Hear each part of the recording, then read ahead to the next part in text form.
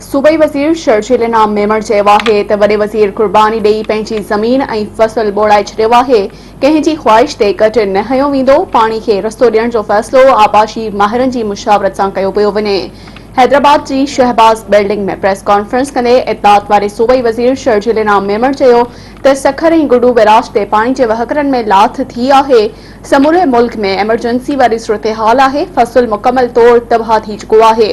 हुन चयो आहे त मंझर ढंढ जी सतह 1 फुट घटिजी 122 ॾाही 3 आरएल ते अची चुकी आहे। शर्जील इनाम मेमण जो चवणु आहे त जिन जा घर बहाल थी विया आहिनि उन्हनि खे पंहिंजनि इलाइक़नि ॾांहुं मुंतक़िल कयो पियो वञे। शर्जील इनाम मेमण जो चवणु हो त मौजूदा बरसातुनि सबबि सिंध अंदरि तमामु घणो नुक़सान थियो आहे। बरसातुनि सबबि 601 माण्हू फौत ऐं 1118 माण्हू ज़ख़्मी थिया आहिनि। हुन चयो त 5618 घर मुतासिर थिया आहिनि, जिन में 16 लख ख़ानदान रिहाइश पज़ीर हुआ।